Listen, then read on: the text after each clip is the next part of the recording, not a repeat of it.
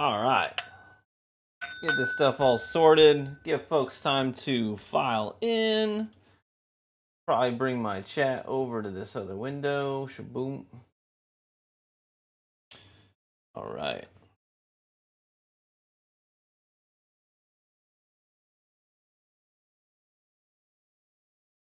Cool. Okay. Everything look okay? I'll probably give folks a few minutes to file in. I'll add something to the Discord as well. All right, we live on the Dreamguard channel. Boom. I got a bunch of samples I got to get through because I have looks and sounds good. Excellent. Yeah, I'll probably, if I continue to do more live streams, we'll probably work on the mood, get some overlays, get some nice, easy music going on in the background as well. Robin, Matt, Dead Aim, Cap, Zero, good to see y'all again. And as always, I'm gonna move this water because I'm gonna be opening that. I don't want to smack it over. I gotta finish this thing. I've got like 2 videos that I have not published to this thing yet, right? Because I've got my other content's been doing really well, but every time I post a video on the Flaviar Advent Calendar, like it's not, how to say this, it's not sexy. You know, no one's going onto YouTube and typing in what do people think of the Advent Flaviar Calendar samples 4 through 7. You know what I mean? Like no one's doing that. So it's actually like kind of hurting my algorithm love when I upload these videos. So I've got 2 videos that are recorded that haven't been uploaded yet that I'll probably just upload as unlisted, and I'll drop links to, in the Discord for those who did get the Advent Calendar and they wanted to know my thoughts on those things. So I will still upload those, and I'll just give the links out to the people who are interested in them. But for the live stream, I got to finish some of these out. You know what I'm saying? So if you do like them, you do like those videos, you'll still have full access to them. You know what I'm saying? And if you haven't already done so, feel free to get involved in the Discord. Yeah, I should have put a link in the description of this, but I'm a bit of a derp. I was gonna give myself more time to get this thing set up, but I was watching Reacher with my wife, and she was like, "Go one more, watch one more." I was like, "Hey, whatever." So I left myself a solid 2.5 minutes to set the stream up. But I'm gonna dive into these. I have not looked through this book to know what these are, you know? So every one of these I do is blind, and then I read the booklet to see what it is after I, crack it open, nose it, make some assumptions and whatnot. So this might be a fun thing. I mean, I know it's kind of like Scout's Honor. You guys have to take my word for it. But it could be fun because you can see me succeed or fail miserably. You know what I mean? Like I'll crack these open, I'll nose them, and then I'm going to make some assumptions, right? I'll probably take some notes too, but I'll probably guess things like, where did it come from? Is this Scotch? Is it Irish? Is it Japanese? Australian? Is it bourbon? You know what I mean? You just turned off Reacher. Yeah, she wanted to watch the we were 2 behind, so we had to watch last week's and this week's. But check out the Discord. What I miss? Oh, you're saying to check out the Dreamguard Discord. I thought you were telling me to check the Discord. I'm a derp. There you go. I'll go ahead and I'll just dive right in. I'm all cut up on Reacher till Friday. Yeah, he was the guy that plays Reacher. He'd like posted a little video on Instagram. I'm not on Instagram, but my wife is. She was like, "Oh, look, this is so funny." And he said that this week's episode was his favorite. So she was like, "We gotta watch it." So I do what I always do, and I nod my head and I say, "Yes, ma'am." Whatever you say. All right, sample 13. Just sharing the Discord to chat. Yeah, so we got to get we should probably grab a Discord link. Maybe here. I'll just grab the link to it real quick. Real easy, because I have the Discord open. So create invite, copy, boom. I'll just drop it right here in chat. If you're not in the Discord yet, hop on in there. We like to hang out, share pictures of what we're drinking, what we're thinking, how we're feeling, random stuff, talk football, whatever. All right, this is number 13. So what the vial will tell me is, well, I suppose on the next vial I won't read the vial. because I don't know anything about it other than where it comes from in the proof. This does say product of Scotland, so kind of ruined that one for me. But okay, so I know this is Scotch, and it's 46 ABV. Just looking at 92 proof on that one. So far out of this, like if you want, I'm gonna go backwards in the book to the ones I have liked so far. And my two favorites so far out of this, number 7 was Frey Ranch. This was the bottled and bond rye from Frey Ranch. I thought that was a banger. So that video didn't get uploaded yet, so you have to check that one out sometime. If you ever see Frey Ranch's bottled and bond rye, yeah, I was like, yeah, I would definitely put that on my shelf. Most of these in here, I would not. Right? I think that's just sort of the way that this goes with the Flaviar Advent Calendar. Really, what they're doing is they're trying to give you like some perspective. You know, they're trying to give you a wide, broad horizon of whiskeys to try to sort of dial in what you like and then go from there. Sort of like I kind of liken it to those the Harry Potter every flavor jelly beans, right? You have no idea what you're gonna get. You just pop it in your mouth, see what it is, see how it tastes, whatever. That's kind of what this is, except without the nasty flavors. Well, most of them. The other one that I really liked was number 6. This was Filey Bay. This was a single malt from the UK, the UK single malt, and I thought it was actually pretty good. Other than that, I could leave all of these so far. Some of them have been interesting, you know, and I don't think there's anything wrong with interesting sometimes. But other than those two, I'm now moving on to 13. Those are the only two I'd keep. North Carolina here. Heck yeah. Hey, let me just say, hey, welcome everybody. I'm so glad that you chose to hang out with me tonight while I go through these. But I should probably get cranking. I will not finish all of these samples because I think I've got like 11 to go or something like that. No, if I'm on 13, there's 24. Yeah, 11. Yeah, my math should be okay there. I know I got my education in Indiana, but I think I'm right there. But yeah, I'll crank through these, and I'll probably sit more on the ones I like and move on quickly from the ones I don't. But this is a product of Scotland.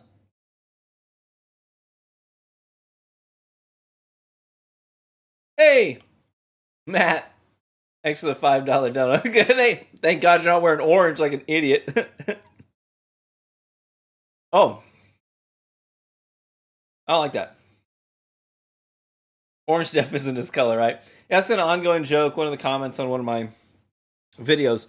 And the funny thing is, this person is like a diligent watcher. They will watch all of my content. They will comment on every video, leave likes, and but they'll also be brutally honest. And one time I was wearing an orange shirt, and they were like, "Listen, orange is not your color. Very not hot in this video." So they seem like they're very direct. The nose is not bad on this one. A little bit of honey, a little bit of raisin. It's not overly complex, but I took a sip of it and I was not. It was not a vibe. Let's turn the page and see what it is, though. I laugh every time I think about it. Very not hot, bro. Locklear Distilling, our barley single malt Scotch whiskey. They give notes of marmalade. Nope, didn't get that. Lingering pepper and oak, honey, almond, maple. Maybe I just had a bad first sip. Give it another shot. That's the viewer you need in your life. That's right. I need that honesty sometimes. Sometimes I appreciate that. I get if you're not familiar with my other content, this isn't where I started. My main YouTube channel is a gaming channel, right? So I'm a live streamer for video games. I upload video content for video games, and that's kind of where I got into all this, kind of work. But anyways, over there, I'm used to fielding some really honest questions and feedback. So some people they just don't have tact, you know?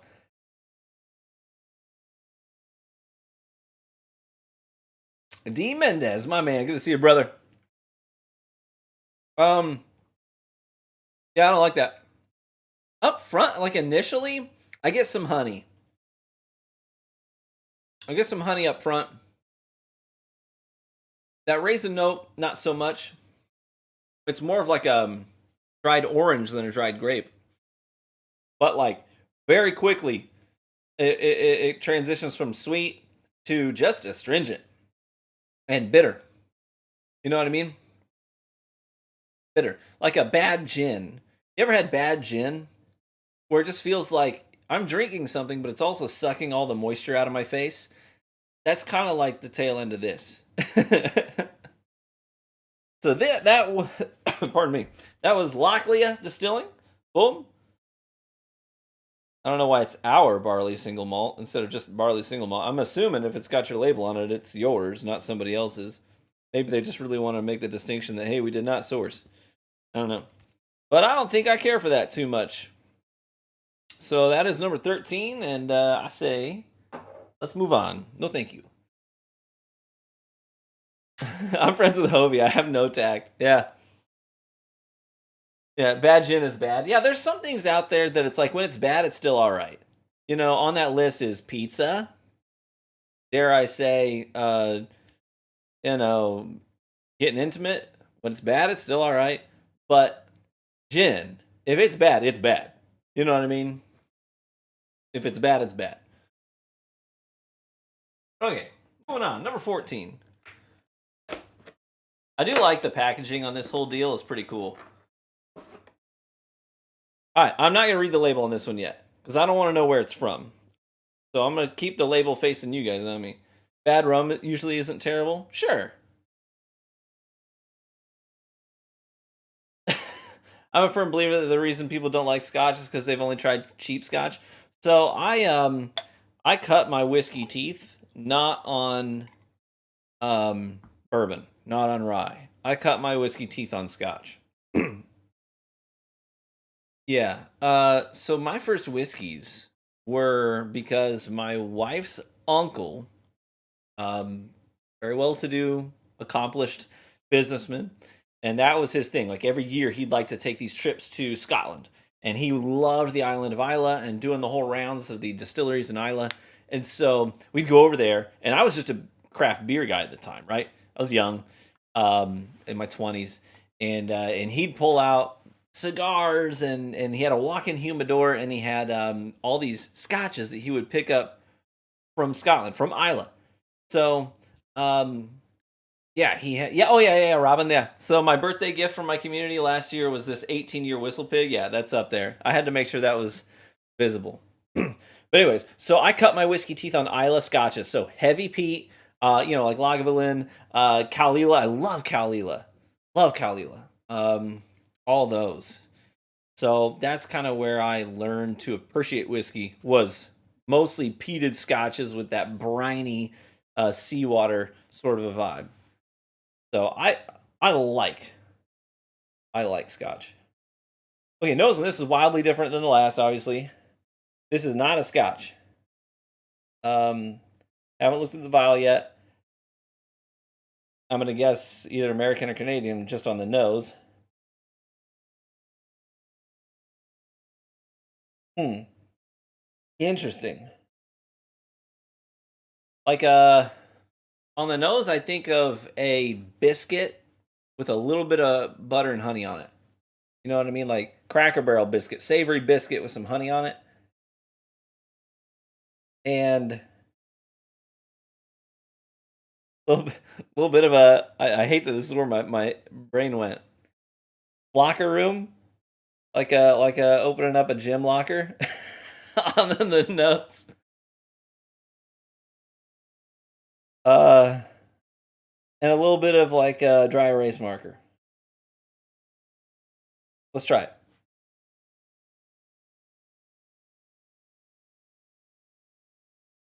Oh, that's awful. What is that? That's what I imagine the liquid at the bottom of a dumpster tastes like. That was terrible. Oh, let's see what it is. Oh, that's bad. Oh man. Listen, I don't dislike all Yellowstone products, but this is Yellowstone Whiskey's American Single Malt.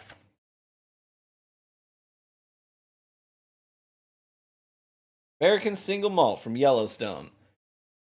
That's friggin' gross, man. That gym locker note, that's in there. That is a sock I sweat in 2 days ago and forgot to take it out of my locker. That. That's exactly what I was saying, man. That's exactly what I was saying. Oh, Yellowstone. That's like offshoot of. Correct me if I'm wrong. Aren't the guys who do Yellowstone related to the Beam family? They're in the Beam family. Decided to go do their own thing. I've been digging American single malts quite a bit. Yeah. So I got like Westward. That's the Pinot Noir cask right there. Westland. There's Westland right there where my finger is. There's some folks out there doing great American single malts. Absolutely. This is not one of them. That one needs to go back to the drawing board. That's not like a give it a few years and let's kind of iron out the kinks. That's like, nah, from the ground up, whatever you did with that is wrong. That is not good. Gross, right? Booger flavor just now. That's basically what it was, yeah. Okay, so I'm not drinking any more of that. Nah, that's enough. I'm gonna get some water after that. Yeah, like I said, I don't dislike Yellowstone. I've had what I've recently for yeah, it was actually a barrel pick. It was a barrel pick from Yellowstone that a local liquor store had done, and it was actually pretty good. I didn't dislike it. I thought it was maybe a little more pricey than it deserved to be, but it wasn't bad at all. Red's good. A little orange in my beard. I am hideous. Let's move on to what we have, 15?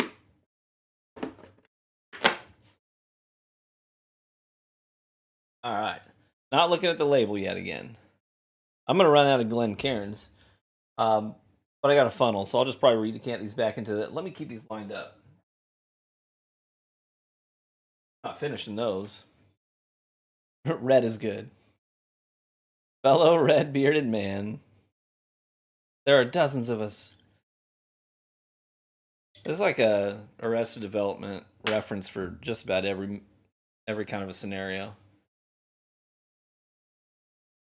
Yellowstone barrel picks I've had have been pretty darn good. I've heard good things about their low proof picks too. Yeah, like I said, I actually like the one I had.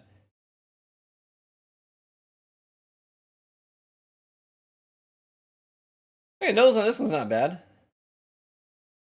Really malty. I wouldn't be surprised if this is another single malt of some kind. The color on it's a little bit darker. Usually, if I see dark color and I get maltiness on the nose, I'm gonna guess that we're talking about an American single malt, because American single malts have to be aged in new charred oak barrels. One of the big differences between Scotch and American single malts. So they take on a lot more color. So you can see that's a little bit darker there than most Scotches are going to be. But some of your darker Scotches are the way they are because they're actually finished in, port, sherry, Madeira casks. So they can get a little bit darker too. So that's certainly a possibility. Yeah, you see the little Elijah?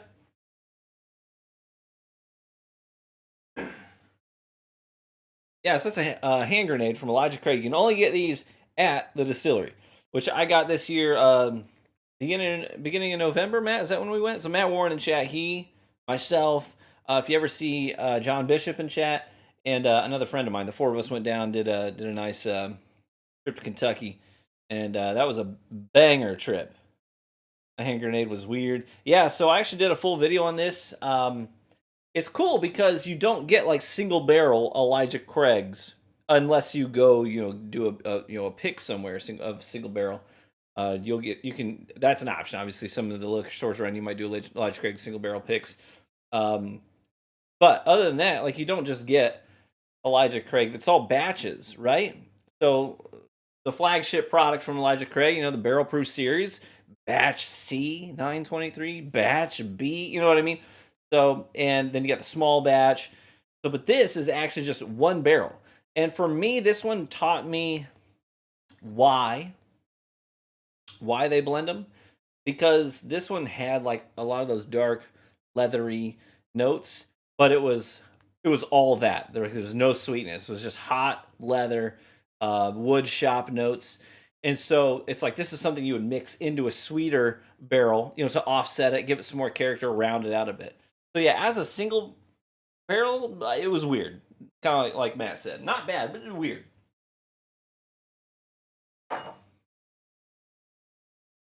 Anyways, back to current sample. What, at 15? Is that where you're at? Ever had Balfour? Yes. Belfour. Right, Belfour?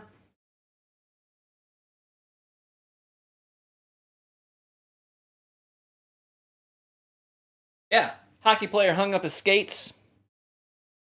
Yep. Hockey player hung up his skates, started a distillery. Bourbon whiskey finished in Texas pecan wood. This is the one that I reviewed from my kayak on a lake. That was that video.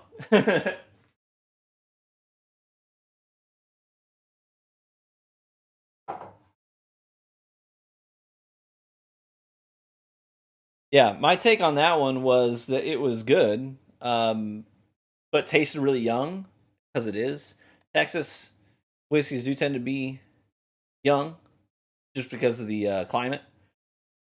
Pardon me. I really liked the pecan finish on that, which was really good. But pardon me, I got something lodged in here.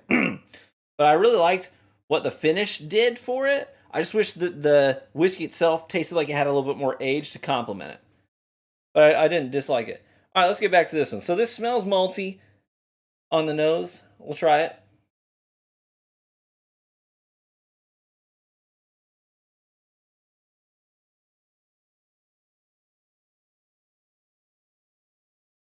It's like a malt whiskey of some kind. Let's see.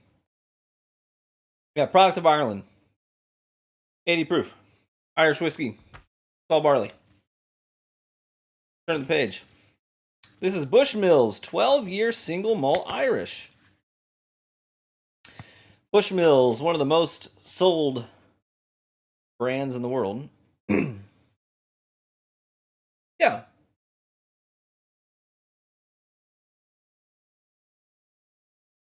Yeah, I was wearing my gaming channel shirt underneath this. Yeah, it's not out of vanity. I tried to cover it up. So, I don't. That's a 12-year. Yeah, standard Bushmills is a good mixer for sure. Wow, this one took on a lot of that, like astringent oak.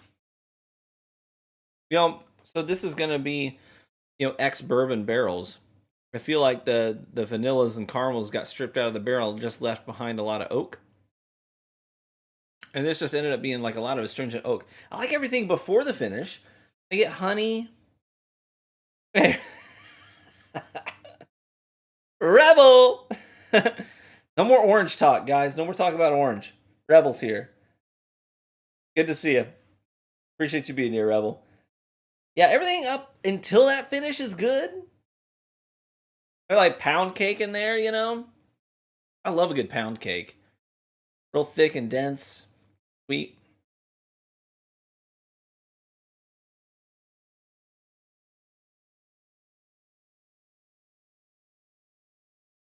Yeah, maybe a little bit of like trail mix, but that finish is really astringent. I think it's just like tannic oaky. Everything up until that point is pretty solid. I love a good pound cake. Jingle, I'm gonna hit you with the bonk.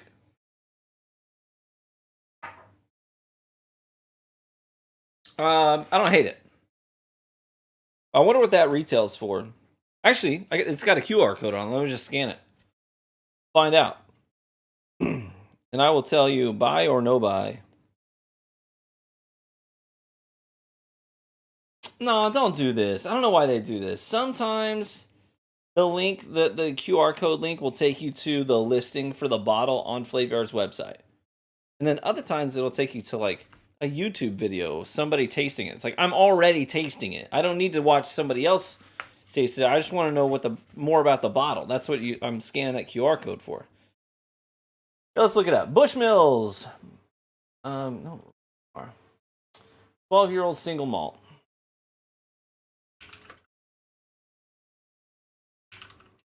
MSRP, boom. What you say? What you say? Only $60? Huh. Well, I'm glad. I thought they'd charge more for a 12-year single malt, but I guess Ireland and Scotland get more age for less price. But it's also diluted quite a bit because it's only 80 proof, so that's also a factor. Let's move on. I think I would not buy that. I don't dislike it, but I don't think I would buy that.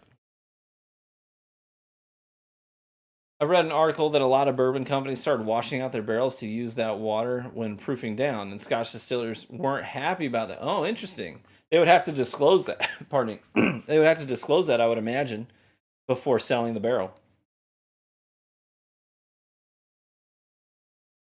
All right. Moving on. 16. We've done, what?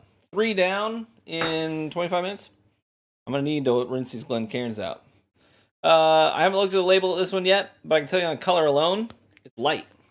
It looks like a Bud Light with no bubbles. They're just cleaning them to be nice. Look at the color on that. That's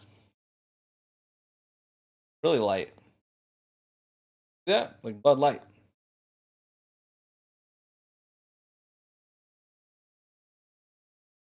Overall, where's the calendar in your mind? Number out of number, would you buy? I mean, I'm glad. So, full disclosure, I didn't pay for the whiskey Advent calendar. They sent it to me for free. So, I didn't have to spend. What are they? 100 D. And Craig, I know you guys are both in here. What was the standard price? I mean, they gave me a discount code to give to you guys. I don't know if you use it or not, but what was the price tag? I decided against Flaviar because I think they were all shelfers I can get anytime. I have better stuff on my shelves. Yeah, so DMC, you're not wrong. Some of the $250. Oh wow, it's pricey. Yes, I agree with you. Most of the stuff, almost all the stuff I've had out of this is stuff I would not put on my shelves. But there have been some exceptions, right?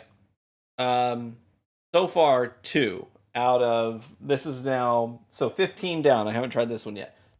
2 out of 15 out of this box are bottles I would buy and put on my shelf. One was the Frey Ranch Bottled in Bond Rye. I think that's my favorite one so far. The other one was the Filey Bay UK single malt. Was really good. So, anyways. All right.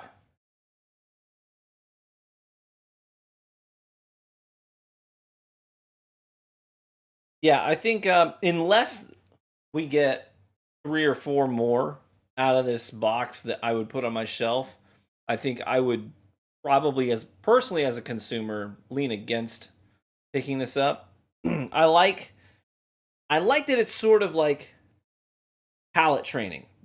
You know, even if I don't enjoy some of these, I think there's still value there because I'm training my palate to identify certain flavor profiles. Is it Irish? Is it Scotch? Is it American? Is it rye? Is it bourbon? Is it a 4-grain? You know, all those things. You can start to sort of pick out distinctions as you do lots of these. And that's where I think the value of the Advent calendars really is. The only Advent calendars that I think are really good for seasoned sippers are probably the ones that your bourbon club set up. My bourbon club did one where everyone submitted bottles for the Advent calendar, so you'd package up the samples, and you know, so the guy that orchestrated the whole thing, you'd send them all to him, and then he would take all the samples that were sent and then divide them up into an Advent calendar and then resend them back out to folks. So that's a bourbon club that's doing it, and they want to share bottles they think are really good, really cool. So those Advent calendars, that's a completely different ballpark. You know what I mean? Nose on this again, very malty. Got a lot of malt whiskeys tonight, haven't we? Have they all been? The Scotch, American single malt that was trash, and an Irish. Yeah, so there's been. We haven't had a single bourbon or rye yet today. It's been all malt whiskeys. This one smells like it's going to follow suit.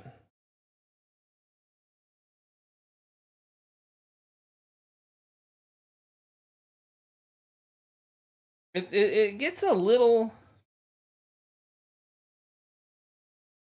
I don't know if it's peated or not, but I get a little bit of that like campfire smoke on it. I watched a little bit of Mash and Drum, not a lot. The ones I watch the most are ADHD because he's friggin' hilarious. Um, I watch SLB, Basement Bourbon. I'll catch other folks here and there, but those are the ones that I like actively. Bourbon Junkies, obviously, they're in my state. I would taste this.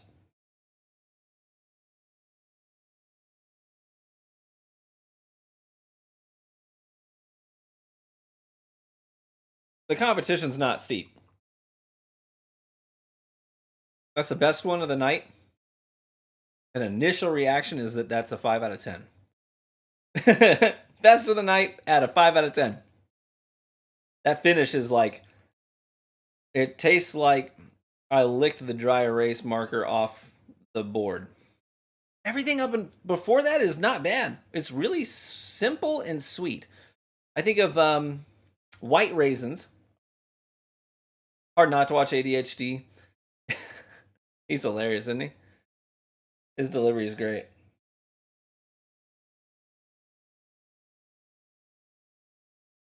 You want a little bit like apple up front. And then you get to the finish, which is just not great. 5 out of 10. It is product of Japan. So we have had malt whiskey from Ireland, Scotland, America, and Japan. Give me a freaking bourbon or a rye. I'm not going to drink any more of that. But I should tell you what it is. Chichibu Ichiro. Did I get that right? God only knows. And these people, apparently. Malt and grain whiskey. Their tasting notes are tropical, vanilla, cooked fruit, apricot, peach, zesty, pepper, caramel, lemon zest. Okay, well, which fruit is it? Because you've listed peach, apricot, lemon, and cooked fruit. That's just all of them. This is all the fruits. I'm not finishing that. Okay, let me get another Glencairn.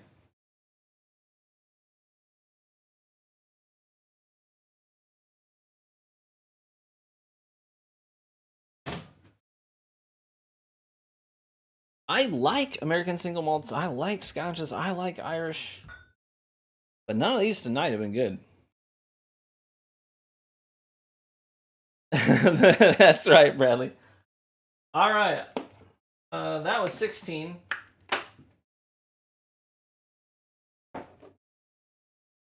On to 17. The color on this is great. I haven't looked at the label yet, but the color's great.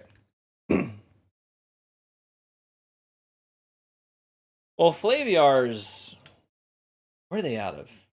UK? They're UK? All the fruits, just every fruit, it's all there. I haven't looked at the label yet, but color alone, dark. A little bit of burgundy in there. Kind of oily on the glass. Oh, thank God. It smells good. Yeah. Mm-hmm. Matches the bears. It matches all the bears. Probably gin, calling it now.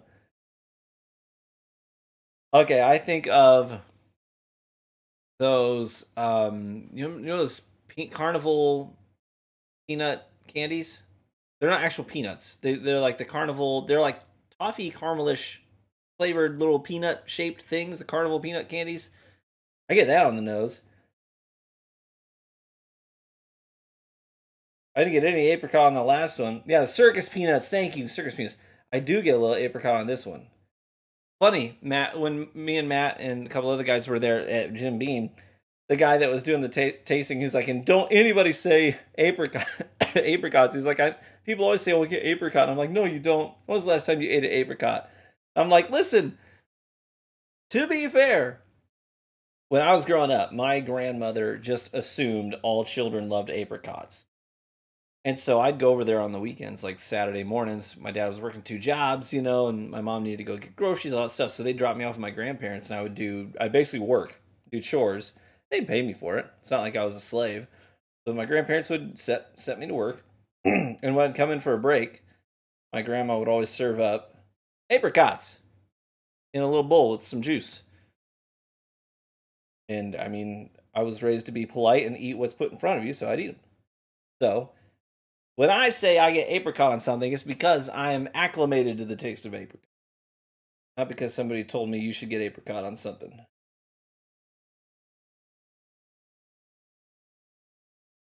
Bradley, yeah, did you? I'm gonna try this. This smells really good. Fruity, sweet, a little bit of candy. I'm gonna try it.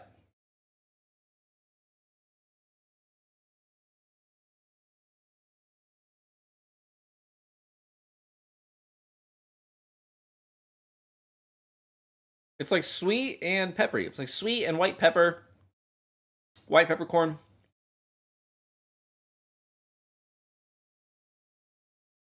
I almost get a hint of like a pretzel that's not salted. Like that pretzel taste, but without like the salt in there as well. A little bit of that yellow fruit comes through towards the tail end of the palate and into the finish. It's not spicy on the finish, but it does just have a little bit of that peppercorn note to it. Let's see what it is. We're on the 17th. Let me turn the page here. Oh, Copper Fox. This is Copper Fox Rye Whiskey. 45% ABV, so 90 proof. Yeah, they say sweet floral, a little bit of pepper, a little bit of white raisin. No, regular raisin. Yeah. Caramel a little bit. That's not bad. Copper Fox.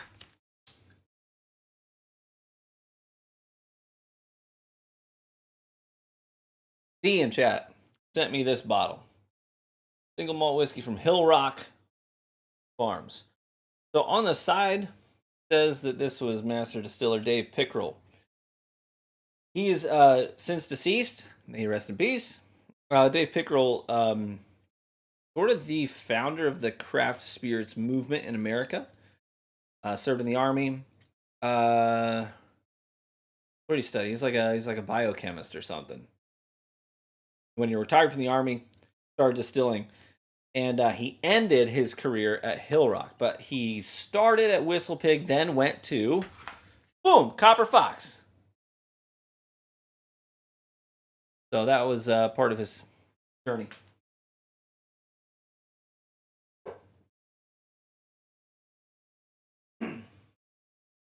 That's not bad. The finish, I wish it hung on to some of those caramels and fruits. But other than that, not bad.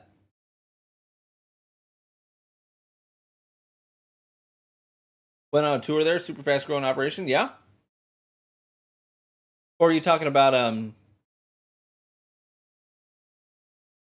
talking about Green River. I've heard really good things about Green River. Okay,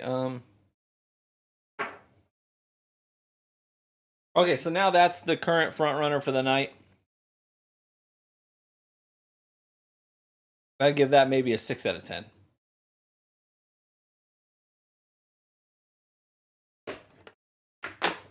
I have a lot of whiskey to redecant when this is over. I don't think I've had anything yet tonight that I'm like, yeah, I'm anxious to finish that. Another shelf-worthy pour? I'm gonna say no. Yeah, 6 out of 10 for me is probably a pass on my shelf. I'd drink it if somebody poured it for me. Yeah. Moving on, this is 18. Again, I have not looked at the label. It is not quite as dark as that rye was, but it is dark in color. Darker.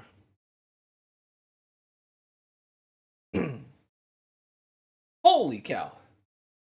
It's like I get like sherry on the nose, front and center. Boom. Like I'm getting smacked with red wine.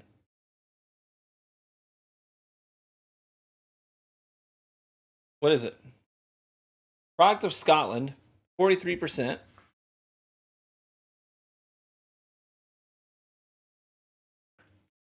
Naked Malt.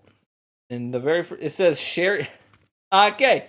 You're gonna have to just trust me on this. That I said I did not look at these in advance. But right there, what does it say? Sherry. What? Here, let me get in focus. I don't know. Sherry bomb. Is that not what I just said? Yeah. Tons of red wine on that nose. That's beautiful, dude. Absolutely beautiful on the nose. TV, what did you do to practice your tasting notes? Feel like you really struggle to pull out things you do. Okay, so I think guided tastings are the best way to start. So, if you get a new bottle and you want to taste it, you can look up a review of it on YouTube. Watch somebody going through it, see what they're pulling out. Your palate's not going to be the same as theirs, but it's a good sort of way to maybe guide you on your journey. But one of the best bits of advice I got is once I started putting more stuff on my shelf, even when all I had was 5 whiskeys on my shelf, I would do this. This is what the guys at SLB Bourbon, their YouTube channel, is one of the things that they talked about. All right, take it easy, D. Appreciate you, brother. Have a good night. One of the things they talked about was like, hey, don't even do big pours, but like line them up as you're just doing your normal routine in the evening. Just do like a half-ounce pour of something. So I would do this when I just had like low shelfers. I had Wild Turkey 101. I had Buffalo Trace bourbon, just a standard bourbon. Four Roses, those things. And I would just go down the line and do like half ounce, and I'd sip on it a little bit. Another half ounce of something different. And immediately you'd get your palate acclimated to a certain one, and then you'd try a different one. And then it would have to recalibrate to the new whiskey. You do that maybe 3 or 4 different kinds of whiskey in a night, and you're not drinking a lot. It's half ounce here, half ounce there. Over time, 2 ounces, just one solid pour. Over time, pretty easy to do. But what that does for you is every time you have to recalibrate your palate, it's going to start recognizing those flavor profiles before you even have a word for it.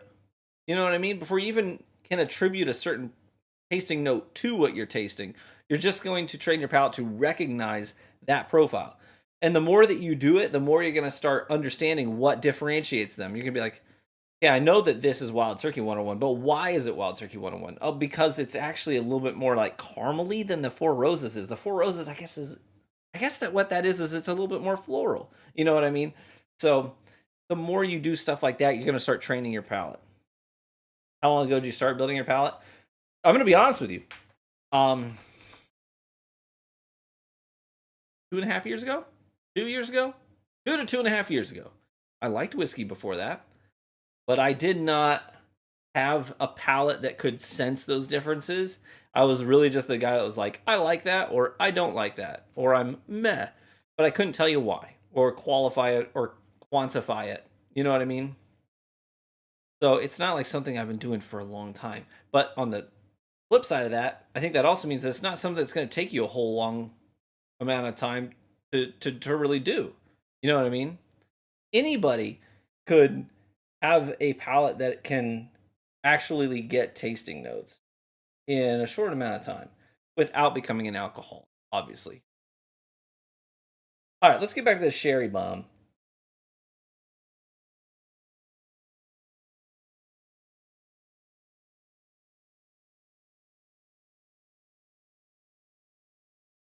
That's pretty good.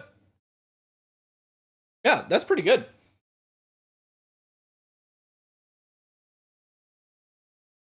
I'm so grateful to have a pour that's like above average. You know what I mean? Because most of them tonight have been strictly below average. One of them I took one sip of and I was like, I'm done. But this one's got,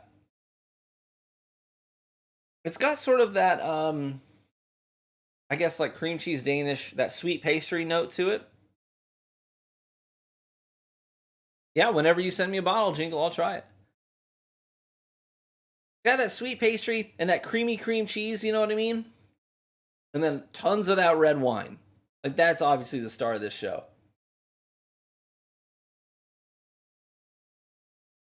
Yeah. So 18, Naked Malt, Scotch whiskey. I just bought cheese danishes today. There you go. So you know all about it. Is it something Steph would like? No. No, I'll show you what the kind of whiskey Steph likes.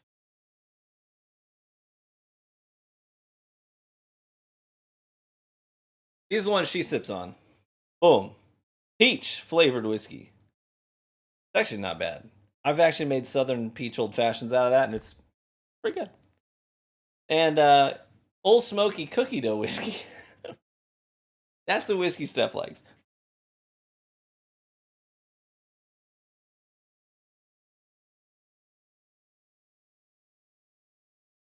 Okay, let's move on to 19.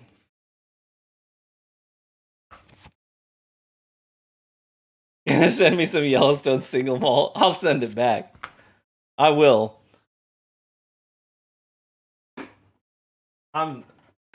I feel bad sometimes because I know that people really put a lot of work into their products. And sometimes I feel bad because I'm like, listen, I appreciate the work that you did. That's not good. I'm trying to help you. You should find a Nulu Peach Brandy finish. I kind of wrote off Nulu because I have spent full price on no fewer than 5 Nulu bottles, all of them over $100.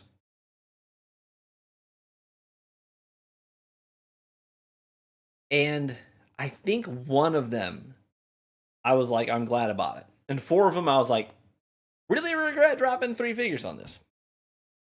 Okay. Number 19. They were just too hit or miss for me. And I don't like gambling. Like, if it's a $40 bottle, I'm happy to gamble. If it's a $100, $120 bottle, I'm less likely to gamble if I get burned more than once. Oh, yeah. This nose is... I get a gooey cinnamon roll. A little bit of maple in there. Toasted wood. Specifically toasted pecan wood. I'm going to be specific.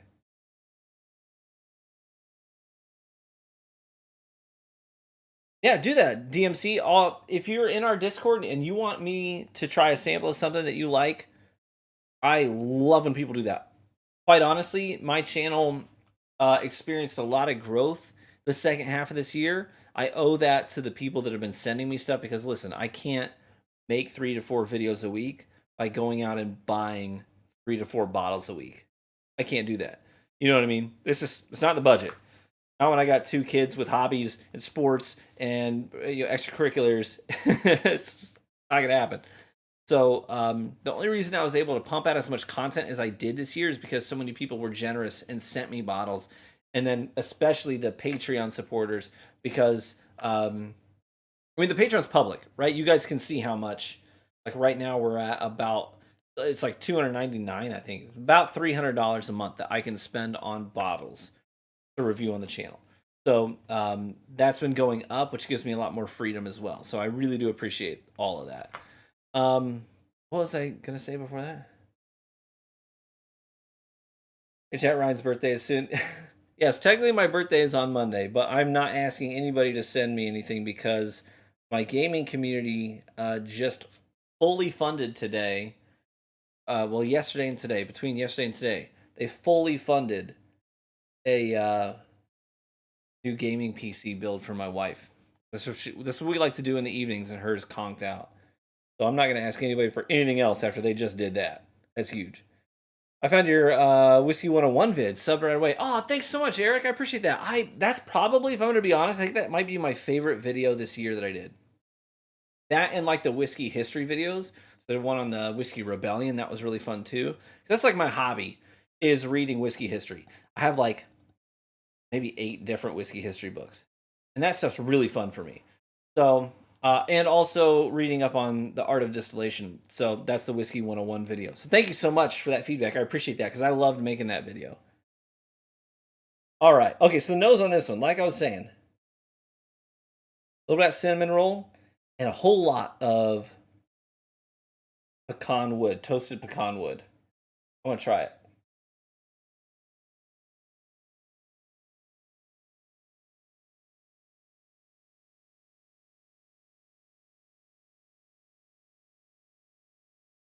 Cinnamon roll is nowhere on the palate. That pecan wood is, though. I feel like toasted pecan wood is like the thing about this whiskey. It says product of the USA, 100 proof, so maybe it's a bottled and bond product, maybe a bib product. But it tastes like it's rebarreled. It might not be, but it tastes like a secondary barrel. 15th shares it with MLK. Mine's the 8th, and I share it with Elvis. So, this is Journeyman Distillery. Featherbone cask strength whiskey. Spicy, tobacco, corn, citrus, pepper, and wheat are the notes that they give. That's cask strength at 100 proof? Timeout. Is that possible? Unless you did the math perfectly when you put the whiskey into the barrel, or unless you're specifically waiting for the proof to get to 100 proof. 100 proof, doesn't that seem really low for cask strength? Is that just me? 50% ABV, cask strength bourbon.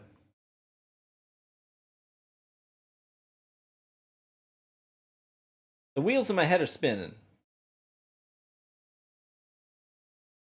Does that seem right to you guys? Oh, Bradley, I think that would be a fun thing to do. I would just put it in the general for now. Maybe we'll do like a bottle flex one.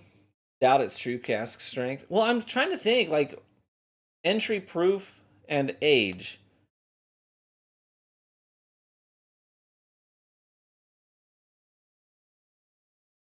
I don't know if that math adds up. Seems real low. Believe it or not, cask strength is not a term that is regulated. But cask strength and barrel proof are interchangeable depending on what you were calling the barrel. I could be wrong on that, but David Alexander. I think David might be a little bit behind the chat. I think he's probably rewinded and watching when we did the dumpster note. Barrel proof, original barrel proof, and original entry proof. Yeah. Yeah, I don't know.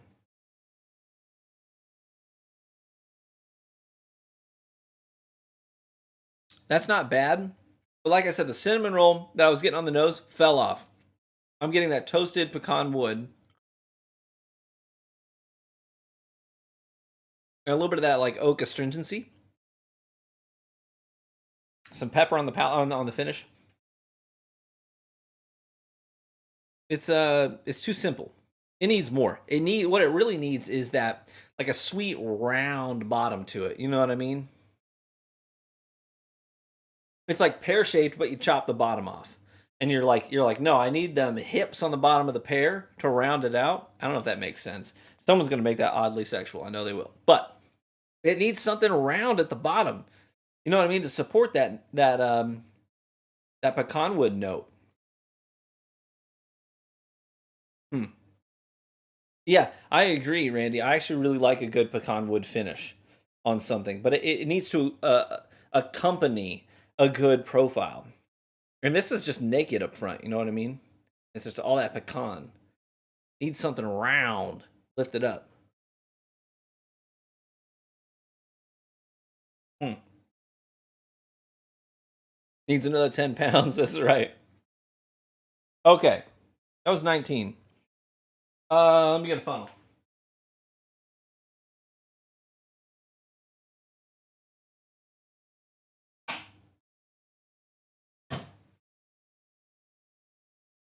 I'm out of clean Glencairns. So 14 was trash. That was the dumpster one. Or was that the sock in the locker one? It might have been the sock in the locker one. I don't know. Hey, Kale. Good to see you, brother. Pour that one back in. So I'm out of Glencairns.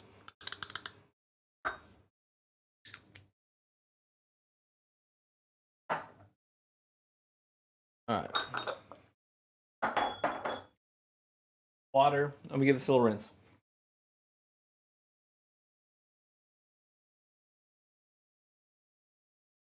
Okay. All right. Okay, moving on. Number 20.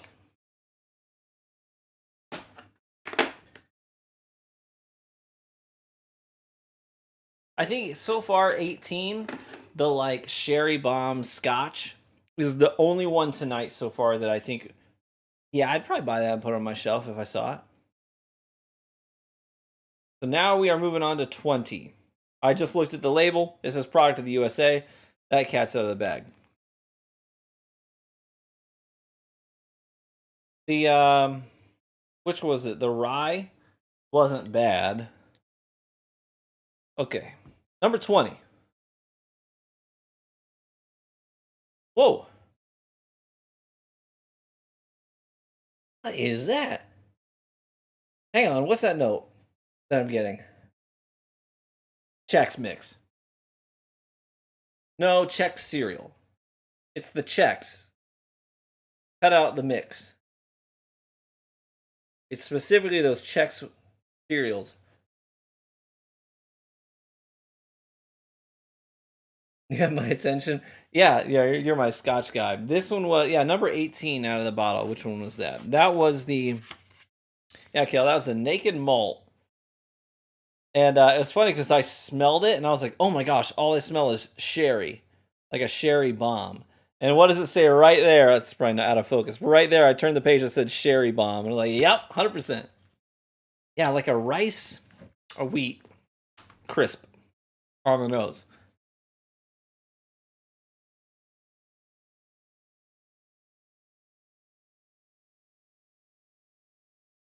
Huh. A little bit of that honey biscuit note too that I get on a lot of malted whiskeys. Honey biscuit, Chex cereal. Maybe a little bit of lemon zest. Let's try it.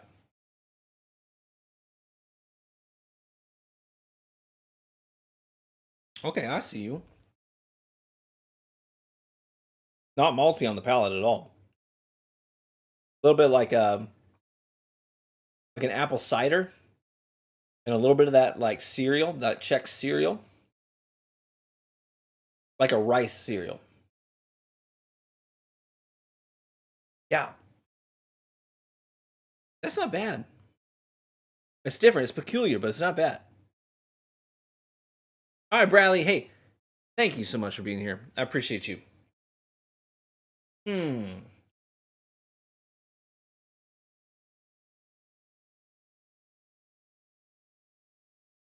Not a lot of bite. Not a lot of astringency. 90 proof. Okay. This product of the USA. I wish it had some more deep sweetness to it. But yeah, that's not bad at all. Let's turn the page. Let's see what you are. Number 20. Ah, I've had Minor Case before. I used to put Minor Case on my shelf a lot. Yeah, this is Minor Case rye whiskey. They say sweet and spicy, a little bit of fruit, a little floral.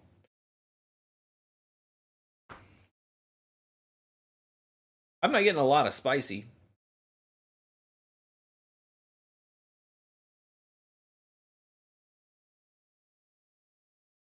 It's been a while since I've had Minor Case, but I've had a few bottles of that back when I was first starting out. It was like an easy shelfer, you know? Yeah, I don't hate that.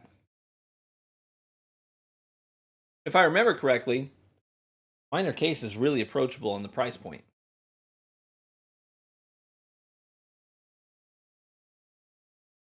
Yeah, that's not bad. Do they finish it? Do they do a wine finish on theirs? Let me look it up.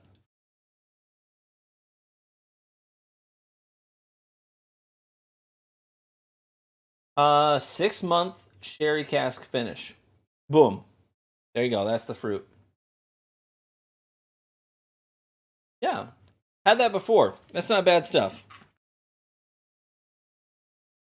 Yeah, I think that's if I remember correctly, a really easy shelfer in terms of price point.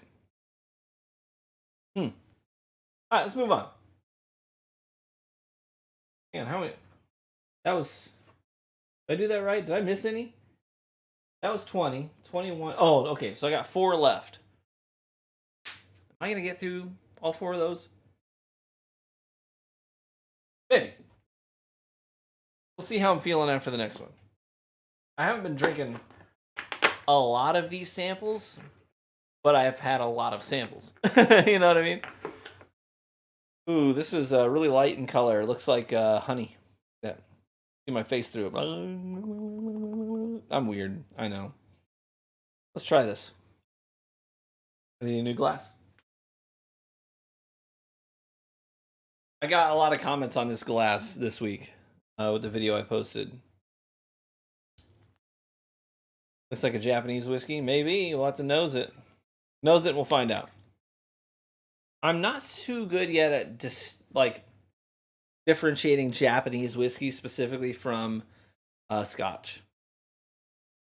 I had a lot of comments on this glass, and I have this glass for one reason. When we did the tastings at Jim Beam, when they gave us Baker's 13, Hardin's Creek, and Booker's Little Book, they poured them in these glasses, and I'd never seen them before, and I was like, those are cool. So I put one on my Christmas list. So some people are like, hey, what's the benefit of that glass? You know, why are you using that glass? And I was like, I have no idea. I just think it looked cool.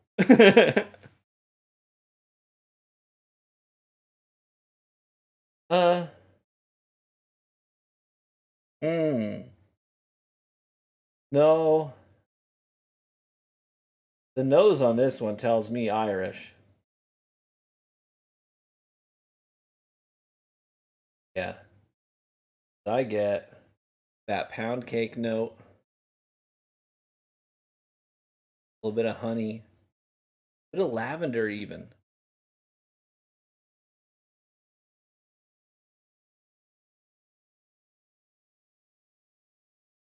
Bryce, we don't use words like Kano in here. Okay? This is a family-friendly stream. I'm totally kidding. Hey, product of Ireland, baby. Let's go. 46 proof. So, or 46 ABV. 46 proof. 46 ABV says 92 proof. That's fairly high for an Irish. Yeah. Let's turn the page. What does it say you are? This is Limavady. I always have to think about it before. They've got like sprinkles. It says sweet, and it's got a picture of sprinkles. Oh. Sweet, spicy, vanilla, plum, smooth, caramel, rich, dried fruits, almonds. So Limavady single barrel Irish, huh? So it's not like a batch or a blend. Interesting.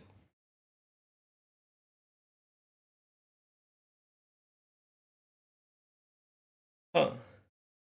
I wasn't thinking about it before, but reading the spicy note, then I go in to smell it, and I think of a chipotle pepper for some reason.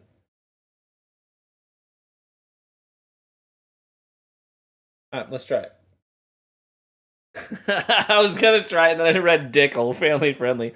Don't do that to me. I was about to take a sip.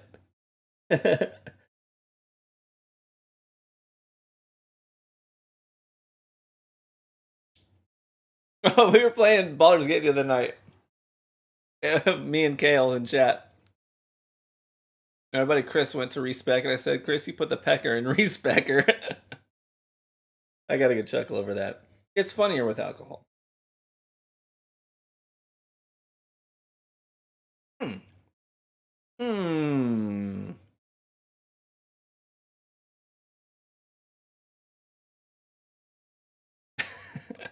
Yeah, I was pretty proud of that one.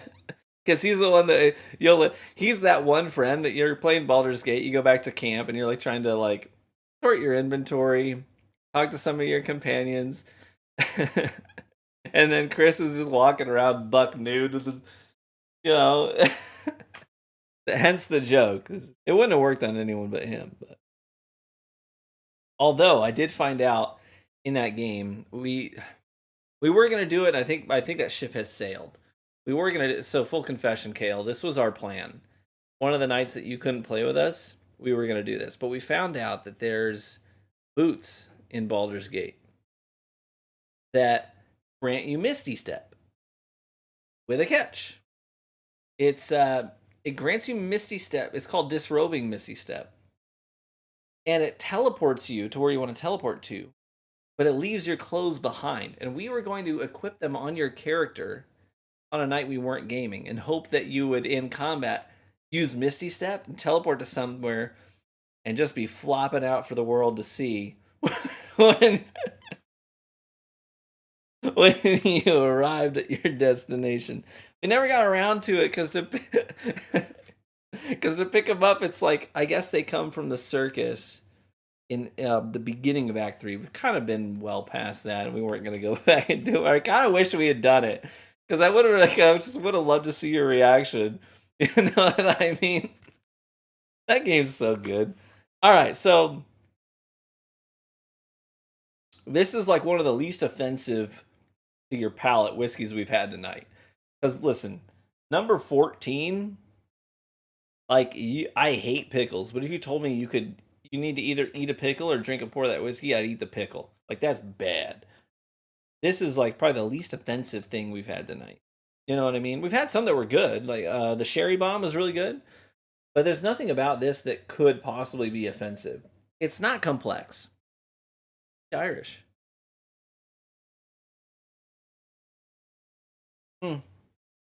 14 was the Yellowstone single malt, and it was hot garbage. It was hot garbage. Yeah, Limavady, not complex. Single barrel Irish, 92 proof. Pretty good. Pretty good. Another person who doesn't like pickles. Good to hear. Nope, it's just drinkable. Yeah, it's kind of where I'm at with that. Time to go birthday shopping. Please don't say. Actually, kind of part of me kind of wants to get a bottle of it to review on the channel, just so I could give the same tasting notes I gave tonight on it. Oh no, honestly, Matt, what would be really good is if people sent me samples of American single malts, like good ones, and slipped that one in there blind, and told me to blind them. You know what I mean?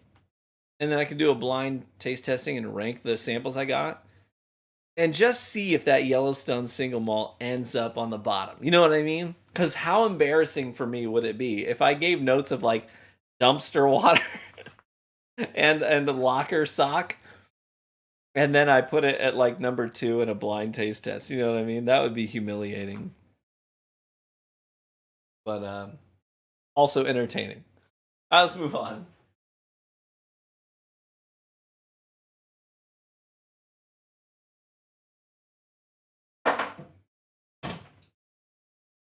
I'm running out of glasses because we've done what, 1, 2, 3, 4, 5, 6, 7, 8, 9, including the cleaning of the glass. So 9 samples already. I'm out of Glencairns.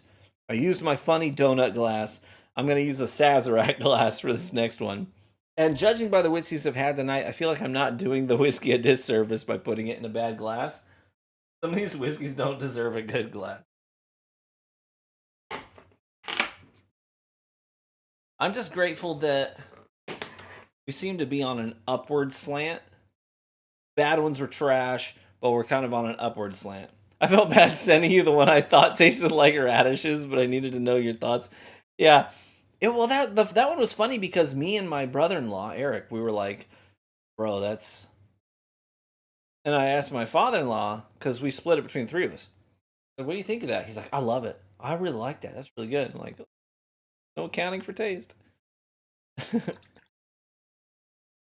Okay, have not looked at the label on this one yet. This is 22. I have a friend who loved it. Yeah, there's no accounting for taste.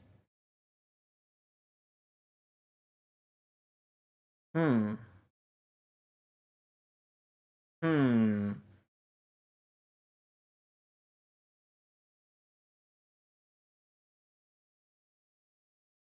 Maybe a little bit of rye spice on the nose. Also, I think of like orange zest when I make old fashions, and I peel an orange and then twist it over the glass and put it on a toothpick. That experience right there came to mind of twisting that orange peel and putting a toothpick through it, skewering it, and those oils get released. My kids love when I do that because a lot of times when I'm doing cocktail prep, I'll cut limes or lemons or oranges in half, and then I use my squeezer, right, to juice them. And when you depress that, squeeze them in that steel, stainless steel squeezer, the oils just shoot out of that thing, and you can just see them like this if you're looking closely. And they love to come up and just smell those oils coming off the citrus. That's the experience that this reminded me of. What's your favorite whiskey for an old fashioned? Great question. It depends on what I'm in the mood for, because I do a lot of different iterations of old fashions. I do smoked old fashions. Time out.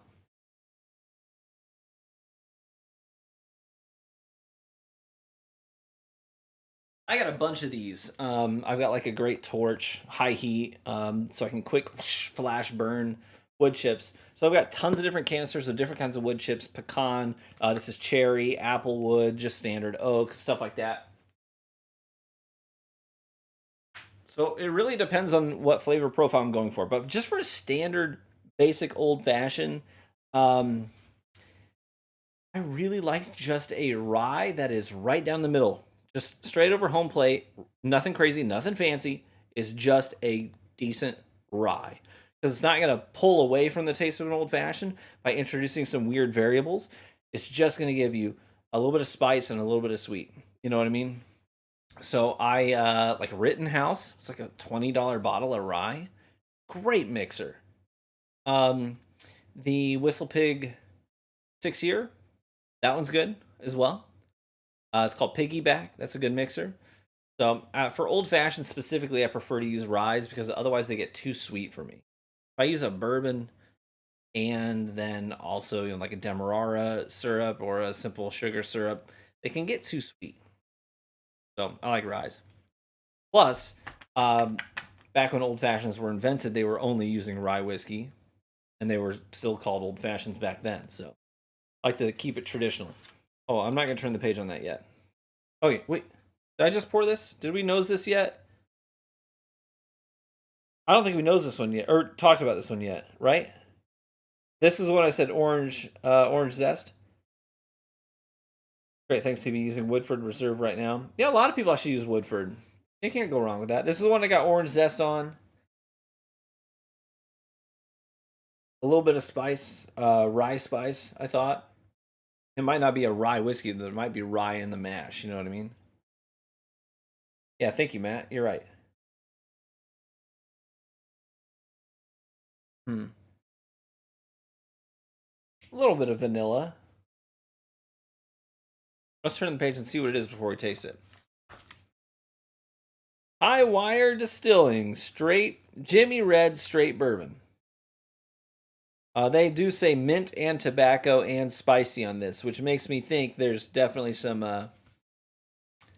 rye in the mash. They say honey. They don't say anything about fruitiness. I got a little bit of orange zest on that nose. They say cinnamon, oak, vanilla, brown sugar, sweet, tobacco, mint.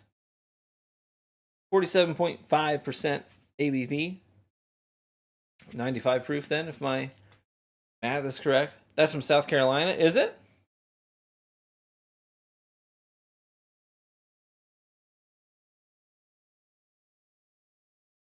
Oh, there's rye in that mash.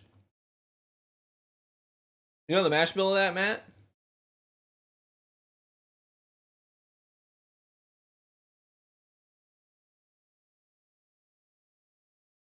That's peculiar.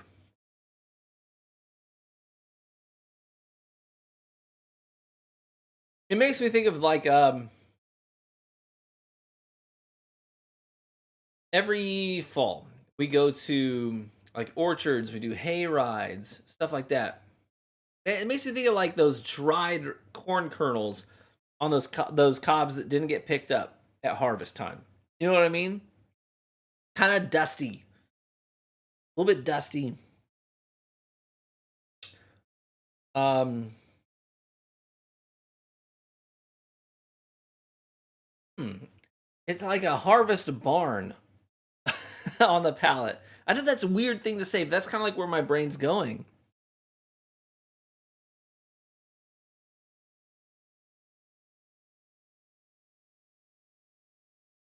Not oily. It's clingy, but it's not oily. It's kind of more, like I said, dusty. Hay in the air. Yeah, fresh cut hay. Big straw note. Yeah, yeah. I don't like their stuff. It's like $80 a bottle, 3 years. Interesting. That to me tastes like it just tastes like harvest season, hay rides, barns, the works. Fresh cut hay. But there's not a lot of depth on the palate. Like I want some carameliness, you know? Like that going back what 4 samples or so. I need a good round base to it.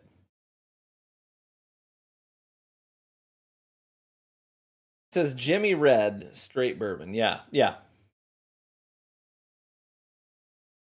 The picture of the bottle is interesting. It doesn't look like a bad bottling. I think presentation is important. Obviously, it doesn't change the flavor, but I think it's important as part of the whole experience. Childhood bourbon, yeah, that childhood bourbon. I'm here to see the one thing TV. What's that, Wenny?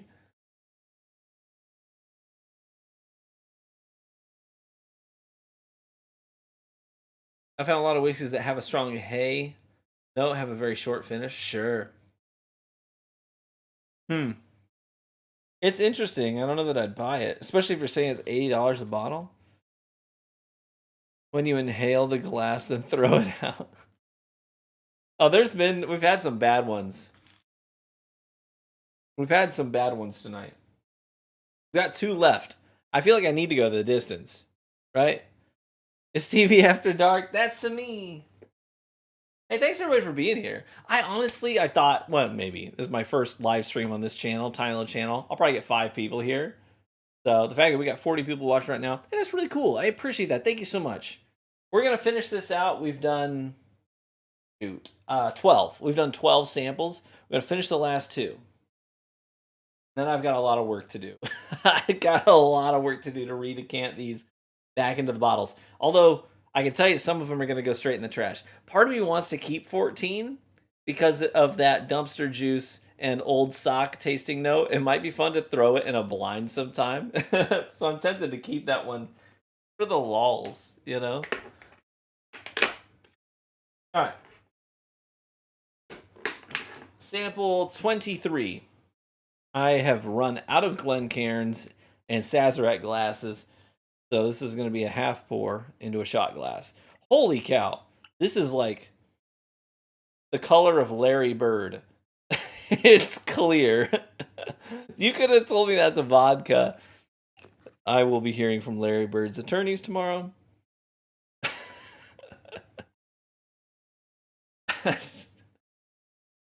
Oh, man. I get apple cider vinegar, jaundice water.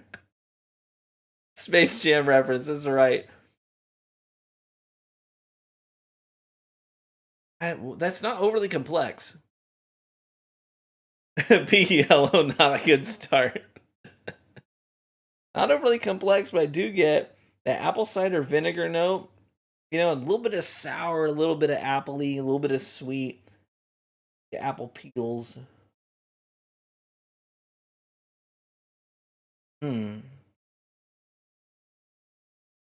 I get almost like a bog note, but not in a bad way. Is that weird? I get a bit of a bog note, but not in a bad way. I think of like a little damp, um, not swamp. That's not the right word because this is gonna have bad connotation. Prepping for a crawdad boil. There you go. Boggy, briny. Let's go with that. That sounds a lot better. Briny, because like I said, it's not bad. Bluff mud. A little bit of briny, a little bit of that apple cider vinegar on the nose. Before I turn the page and see what this is, I'm going to taste it.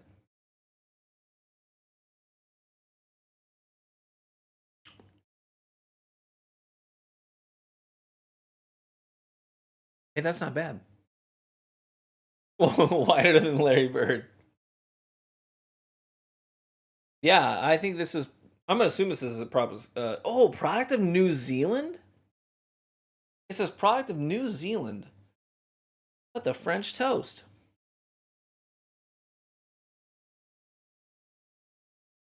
We're talking New Zealand climate. We gotta estimate an age on this. Okay, somebody pull this up. Okay, this is. Let me turn the page. I'm just gonna see where it's from. I don't want to. I'm not gonna look and see if it shows age. This is Pocono whiskey.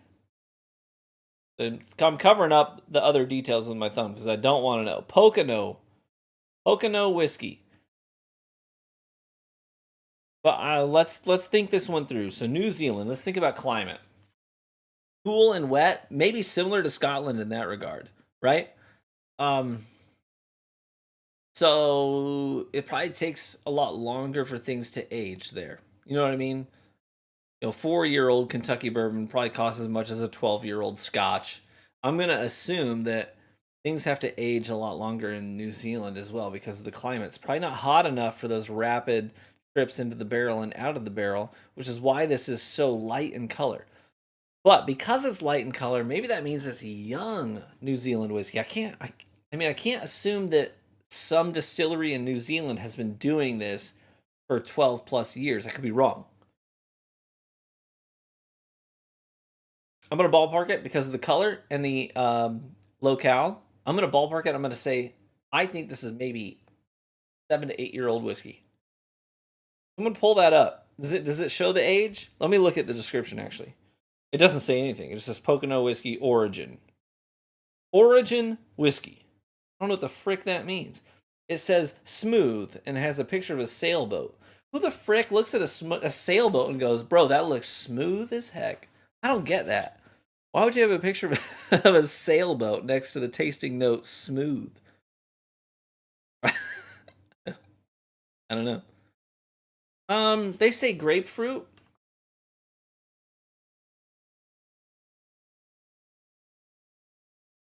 Yeah, maybe. Yeah, that's smooth, bro. Look at that sailboat out there. Smooth as heck, man. I don't know. They say creamy. It is not creamy. It's thin. Yeah, I strongly disagree with the creamy note. Smooth sailing. Maybe that's maybe that's what they're going for there. Could be. That's the sound of New Zealand wildlife playing in the background. That beyond extra. Grapefruit on a boat. Nice.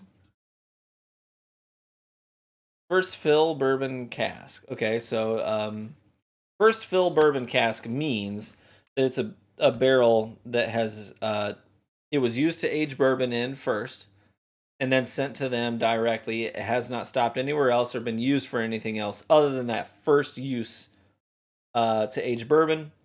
The bourbon stripped a lot of the vanillins and stuff like that, as well as a lot of the oak profile out of the wood. It's the first fill into that used barrel. So even though it says first fill, technically it's the second time that barrel's been filled. They don't say anything about the age though, Matt. And Kiwis be wild, doing their own thing. Yeah, so I grew up in missionary family. Not me and my parents directly, but all of my dad's siblings, right? So when I was growing up, I saw my cousins when they were back on furlough. It says 2 plus. Maybe that's why it's so clear. Maybe that's why it's the color of Larry Bird. Yeah, I was gonna say it's not like a 12-year Scotch. Origin, yes, origin. Anyways, yeah, so I only saw my cousins when they were home on furlough, but I grew up with cousins who were in Indonesia, the Philippines. I had aunts and uncles in like Cambodia and cousins in New Zealand. So when they came back from New Zealand, they were like, America sucks, New Zealand is the place to be. They loved it there. It says $99. I would never pay that for this. I mean, it's not bad. There's literally nothing about this that's offensive to the palate, but there's just not enough there. Like, you want to pay for substance, you want to pay for something, right? And there's just not a lot there. It's really basic. It's not bad. It's tasty. It's sweet. It's yummy. There's nothing about that would warrant a $100 price tag. My book. Never. According to a review from a year ago, each whiskey is 3 years old, non-chill filtered, naturally colored. So naturally colored. So they had to think about this. Think about this then. They had to add color to get Larry Bird out of this. Import costs. You're probably right about that. But they had to this one. They had to add color to get Larry Bird. Okay? And if it's the same way that they do it in Scotland, I'm going to assume that means they took the caramel coloring from the mash and then carried it forward to the bottling process to darken it. You don't add color to lighten something up. So they had to add color to get it this dark, which is Larry Bird.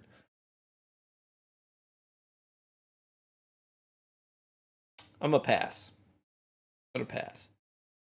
It's not bad, but it is not $100.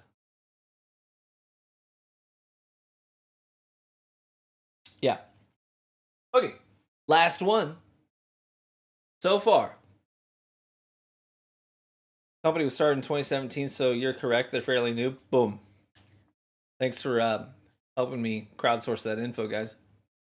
Okay. Got one more. So up to this point, let's do a quick review. The best ones so far. I think number one, and it's not even close, is sample number 7, the Frey Ranch Bottled in Bond Rye. So far, if I've learned anything out of this box of 24 whiskeys, it's that one deserves a spot on my shelf. It was really good. The other one that I think is in second place, where's it at? Is the Filey... Yeah, here it is. Filey Bay. That is a UK single malt. Number 14 is not your top. Number 14 is dead last. Let's see. Bushmill single malt. No, not that one. The Copper Fox Rye was like, that's the one I said was a 5 out of 10. Naked Malt. Yeah. So this one was all right. The Naked Malt Sherry Bomb. That was the Sherry Bomb. That was a Scotch.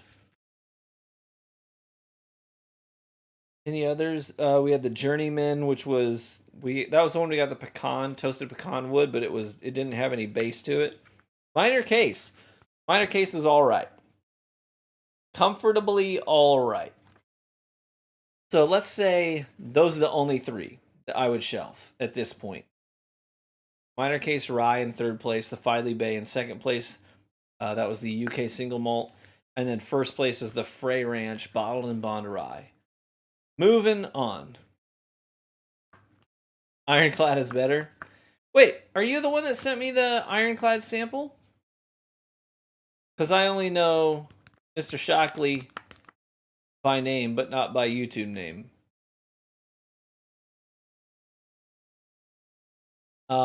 If so, I actually recorded my review of the Ironclad Harbinger today. So that was earlier today, as soon as I finished my True Vanguard live stream. Your channel is getting me back into whiskey. Been a long time Scotch guy, but a very little experience with bourbons or rye. Heck yeah, Asher. Hey, thank you so much for weighing in and let me know. Like I told folks earlier in the stream, I actually cut my whiskey teeth on Scotch. So I'm a big Isla peated. I love a good peated Scotch.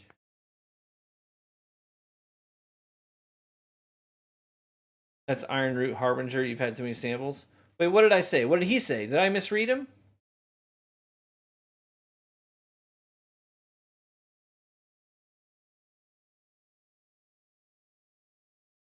No, that wasn't me. Ironclad, not Iron Root. Oh, okay. Yeah, I did get my wires crossed there. You've had too many samples. That may be more true than false, but we only have one to go, so I kind of need to go the distance. Yeah. So I had the Iron Root Harbinger today, which is a Texas whiskey. So you'll just have to watch the video to see what I thought about that. But that was like 115 proof Texas whiskey. All right. Oh, get out of there. Again, I have not looked at the label. I have not turned the page, so I don't know what this is. But there's the color. It is slightly darker than the previous one, but not by a lot. I have the Harbinger. It's good. Hey, don't ruin my review, Matt. All right? Come on, man. No one's going to watch it now. They all know what the outcome's going to be. Pouring it into the glass and looking at them side by side, but it is actually considerably darker. This shot glass came from Scotland, from Kale, who was in chat. I don't know if he still is. Kale gave me this after he came back from Scotland. He literally was gaming with us one night. And he's like, hey, I should probably let you guys know. Because listen, we game like 4 nights a week. Me, Kale, my wife, and our buddy Chris. We game like 4 nights a week and have done for like over a decade now, Kale, right? I'll watch it twice. You better. Yeah, and then one night we were gaming. He's like, I should probably let you guys know. I'm like, I bought a plane ticket. I'm gonna be gone next week, probably the week after. I'm going to England, and I'm gonna drive up to Scotland. We're like, okay, bro. But at least he brings us goodies back, like a shot glass. This says Scotland. Okay. Oh, that's got a good nose to it. Smells like a malt whiskey. It smells. It almost smells like a rosé. Like a rosé wine on the nose. Not those deep, dark sherry notes or a fortified wine or a Cabernet, nothing like that. I'm not ruling that out as a finish, but I'm saying on the nose at least, it's more rosé, bubbly, pink wine. You know?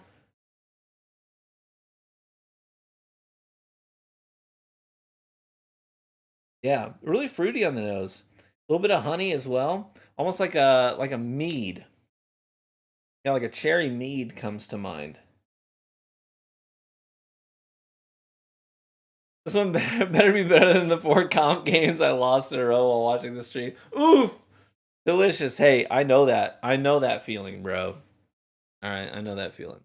Because, was it last week? Last week I was doing my games just to get my Belisarius drops. And friggin', because of lobby bouncing, team balancing, I queued all 3 matches against duos, with a duo and against a duo, and then I got paired with the worst duo. And the worst duo in those 2 was considerably worse.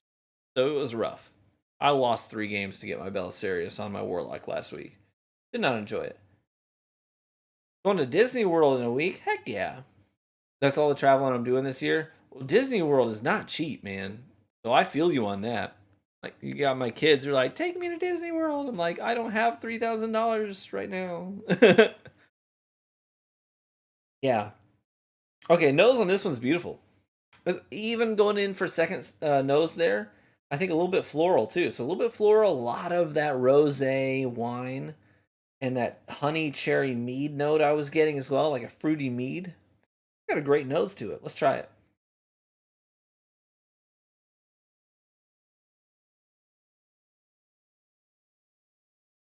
Hmm. I always thought this word was funny, but maybe it might be because I'm 12 inside here. Not out here. I'm not 12 out here anymore. No, I do 2 flights of stairs and I'm like, I feel like I'm 70. But in here and up here, I'm still 12. So this word is funny to me. But I think of cocoa nibs. I don't know why nibs is a funny word to me, but nibs is funny to me. So a little bit of cocoa nibs and that cherry mead note, more so than the rosé. I get that cherry mead note on the palate more than the rosé. Have you had Del Bach from Tucson? No, I haven't. They do what Isla does with peat, except what they use mesquite. Stick is mesquited, not peated. That's funny. I like that. Basically, Brooklyn Nine-Nine. Yeah, Terry got addicted to cocoa nibs. Yeah, a little bit of cocoa. Not bitter enough to be dark chocolate. Those cocoa nibs. Fruity. Tried a bourbon out of a distillery in Colorado Springs called Ace and Oak. Wasn't that good? I've been to Colorado Springs many times. I love Colorado Springs, but I've never had that. Not familiar with that. The only so Colorado does beer really well.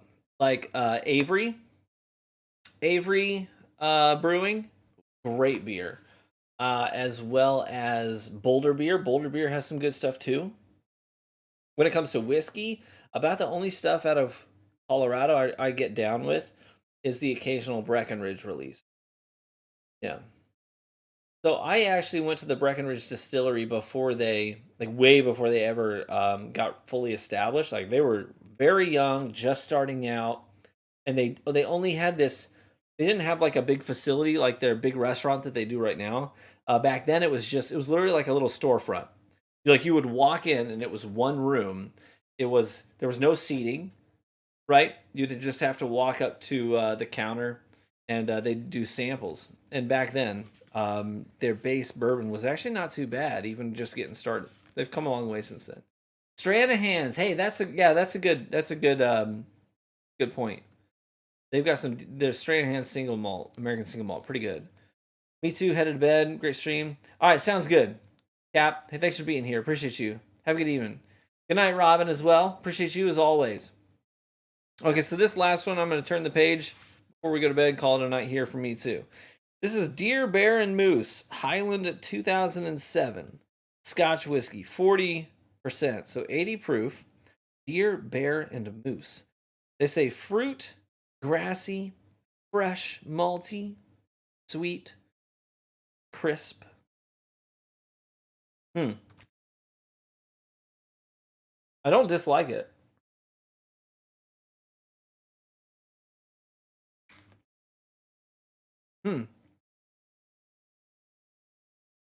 So for a Highland Scotch, it's a little less fruity on the palate than some of my preferred ones. I really like Glendronach, but Glendronach is high budget and finished in sherry casks. Great stuff. That's an East Highland Scotch. I don't know specifically where this one's from. So this is Highland 2007. Math after 12 samples of whiskey. All right, give me a second. So 2000, it's just 2000, it's 2024 now, right? So 14 years, but one of this was bottled probably realistically this is a 12 year, right? Realistically.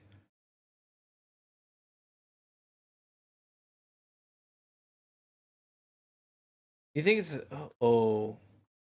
17. No, you're right. So it would have been 17 to 2024. I've had too many. 17 minus 1. It was probably bottled last year, which would make it 16 years. Yeah. Yeah, that's right.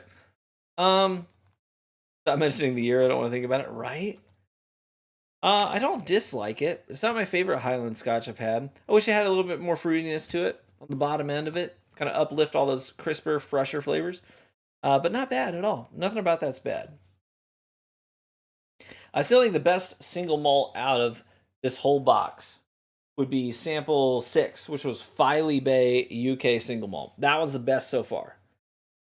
If I ever saw that on a shelf, which I'm not sure I will, I just feel like it's probably not likely. I don't know. I feel like it's not likely that I'm going to see a Filey Bay UK single malt on the shelf anywhere near me. I could be wrong. But if I do see it, I'll probably pick that up. So that, the Frey Ranch Bottled and Bond Rye, and the Sherry Bomb Scotch, which was... No, Sherry Bomb American Single Malt? Is that what it was? Let me go back. Gotta try and keep all this stuff straight. No, that was a Scotch. It was Naked Malt. Naked Malt Scotch whiskey. That was the Sherry Bomb. If you do, let me know. I might grab some too. Heck yeah. Yeah, I'll let you know if I ever see a bottle. Maybe I'll get 2. One for me, one for you. Yeah. So I think of all the malt whiskeys, that's my favorite one out of this bunch. I don't think I had a single bourbon out of this box that was a keeper, But part of that, quite honestly, I mean, you look at my shelf.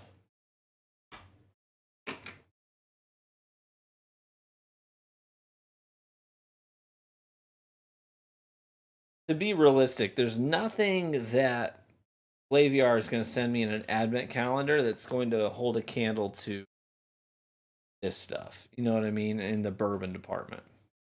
So I don't think there was a single bourbon I would keep. There was one rye. That was the Frey Ranch, bottled and bond. And so I'm just going to narrow it down to two, my top two. And it would be the Frey Ranch and then the Filey Bay UK single malt. Best two sips out of that whole box for me. So at least tonight trended upward. It started pretty poor and then they got better. But that's my problem with the calendar, though. It's a lot of coins, so you got to be into whiskey. But if you probably have better, that's right. If you are into whiskey, you probably have better. Yeah, I agree. So I probably wouldn't spend $200 on this myself next year. New shelving for whiskey. Oh yeah, you like these shelves? So those actually have LED strips in them. So if I turn the lights off and turn them on, it illuminates the bottles from underneath. My dad is a carpenter and he built those from scratch. So yeah. So that worked out really great. It looks great.